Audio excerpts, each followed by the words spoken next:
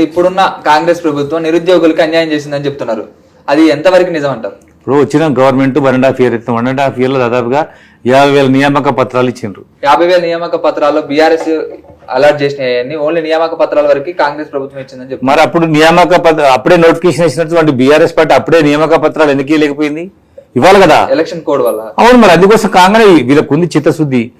రేవంత్ రెడ్డి ఈ విషయంలో కరెక్ట్ ఏంటంటే ఉద్యోగాలు అయితే ఇవ్వాలని ఆయనకు ఉంది. జాబ్ క్యాలెండర్ ప్రకటిస్తాడు, అనుకున్న 2 లక్షల ఉద్యోగాలు ఇస్తాడు, అందులో అనుమానం లేదు.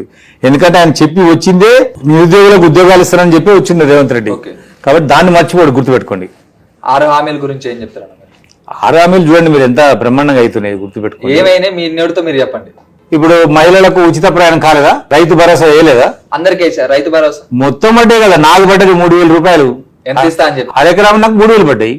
అసలు ఎంత ఇస్తా అని చెప్పారు? రైతు భరోసా ఎకరానికి 6,000. 15,000 రైతు భరోసా ఇస్తా అని చెప్పిన ప్రభుత్వం 12,000 రూపాయలు చెప్పి మళ్ళీ 2 సార్లుగా ఇచ్చేది. 6,000 12,000. అవును, గ్యాస్ సిలిండర్ ఇస్తున్నారు కదా ఉచితంగా 500 రూపాయలు గ్యాస్ సిలిండర్ ఇస్తున్నారు. మరి అంతకు మించి డిస్కస్ చేయాల్సింది ఎస్సీ వర్గీకరణ, బీసీలకు 42% రిజర్వేషన్ కదా. పార్టీ చర్చించారు ఎందుకు? మరి ఎంతసేపటికి దీని గురించే మాట్లాడుతున్నారు. కానీ రేవంత్ రెడ్డి గారు అన్న వర్గీకరణ చేసిండు, అదేవిధంగా బీసీలకు 42% వర్గీకరణ పూర్తయిపోయిందా? ఎస్సీ వర్గీకరణ 100% అయిపోయింది. మళ్ళీ దాంట్లో ఎలాంటి చర్చలు ఉన్నాయని చెప్పి కూడా మందకృష్ణ మాదిగ గారు మళ్ళీ దాన్ని ఆపాలని చూశారని కూడా అంటున్నారు. దానికి మీరేం చెప్తారు? ఇప్పుడు మందకృష్ణ మాదిగ గారు అడిగింది ఏంటంటే మాదిగల జనాభా 11 ఉన్నారు, 11 ఇవ్వమన్నారు. నేను 12% ఉన్నా 12% ఇవ్వమన్నారు. కానీ ప్రభుత్వం ఏం చేసిందంటే ఇప్పుడున్నటువంటి 15లోనే మాకు 9 ఇచ్చింది. సో రేపు జనాభా లెక్కల తర్వాత ఆ రిజర్వేషన్ ఎస్సీ రిజర్వేషన్ పెరిగితే దాని ప్రకారం రాష్ట్ర ప్రభుత్వం పెంచుద్ది. అప్పుడు మాకు 11 వస్తుంది, 12 వస్తుంది. సో వర్గీకరణ ఇష్యూ మాత్రం క్లోజ్ కాంగ్రెస్ నేతృత్వంలో.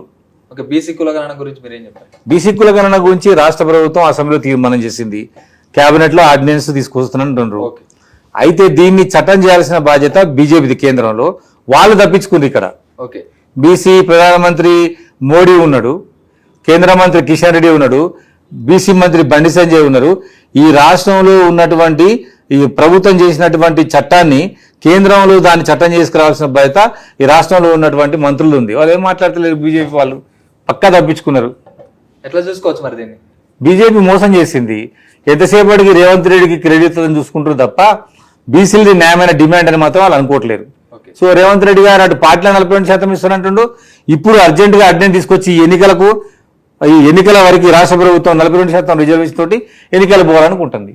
అలాగే ఇప్పుడు మనం చూసుకున్నట్లయితే నిరుద్యోగులు ఉన్నారు. ఒకప్పుడు విద్యార్థులతో పోరాడిన మీరు ఇప్పుడు నిరుద్యోగుల తరపున ఎందుకు పోరాడలేకపోతున్నారు? అసలు ఆ అవకాశం ఇస్తే కదా. రేవంత్ రెడ్డి గారు మొత్తం నోటిఫికేషన్లు ఇస్తుండు, ఉద్యోగాల భర్తీ 50,000 భర్తీ ఆయననే చేసిండు కదా. ఇంకా కొద్ది సమయం ఇద్దాం.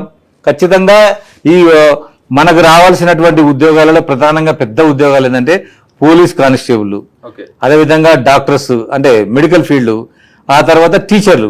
ఈ ఒక్క నోటిఫికేషన్ వేస్తే కనుక ఒక నిరుద్యోగి కూడా మాట్లాడాడు. వాళ్ళందరికీ కూడా ఖచ్చితంగా ఉద్యోగాలు ఏమి ఇయ్యకపోయినా ఉద్యోగాలు మాత్రం రేవంత్ రెడ్డి ఇస్తాడు. ధర్నా చౌక్ లో ఎంతో మంది విద్యార్థులందరూ కూడా నిరుద్యోగులు పోరాడుతున్నారు. వాళ్ళు అశోక్ నగర్ కావచ్చు, దిల్సుఖ్ నగర్ కావచ్చు, ప్రతి ఒక్క దాని దగ్గర కూడా వాళ్ళు పోరాడుతున్నారు.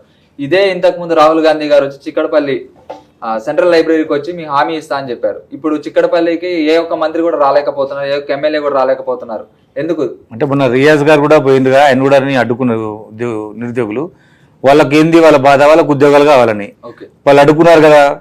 ఎందుకు అడుగుతున్నారు విషయం సీఎం తెలుస్తా కదా. సీఎం వెళ్తే సార్ ఖచ్చితంగా నోటిఫికేషన్ ఇస్తాడు సీఎం, అందులో ఆగేదే లేదు. తెలిస్తే వేస్తాడా, వాళ్ళకి ఇవ్వాలని ఆలోచన అంటే ఇస్తాడా? అంటే జనాలకు వాళ్ళ డిమాండ్ అర్థమైపోద్ది కదా ముఖ్యమంత్రికి. ఇంటెలిజెన్స్ రిపోర్ట్ ద్వారా వాళ్ళు ఏమనుకుంటారో తెలుసుకుంటాడు, నోటిఫికేషన్ ఇస్తాడు. Job calendar ప్రకటిస్తాడు.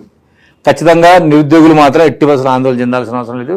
మీరు చదువుకోండి, ముఖ్యమంత్రి గారు నోటిఫికేషన్లు ఇస్తాడు. కవితక్క గారు కొత్త పార్టీ పెడుతున్నారని చెప్పి ఒక చిన్న సమాచారం ఉంది, దాన్ని ఎలా తీసుకోవచ్చు? ఒకవేళ పార్టీ పెడితే తెలంగాణలో ఆ పార్టీ కొత్త సీఎం అవుతారని చెప్పి కూడా కొంతమంది అనుకుంటున్నారు. దాని గురించి మీరు ఏం చెప్తారు? అంటే తెలంగాణ రాష్ట్రంలో మోస్ట్ క్రెడిబిలిటీ లేని వ్యక్తి ఎవరంటే కవిత.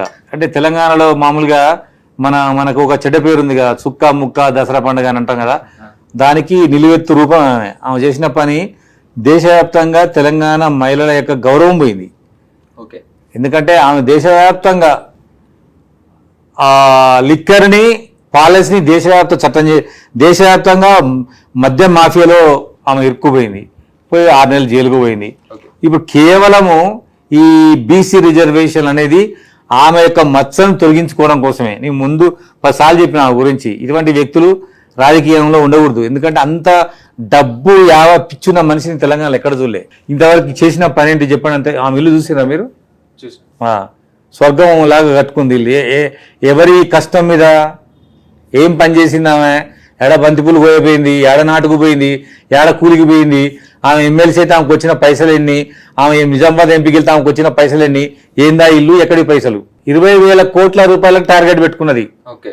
అందుకోసం కేరళలో చిచ్చు పెట్టింది, ఇటు ఢిల్లీలో పోయింది, ఢిల్లీలో గవర్నమెంట్ పోయింది.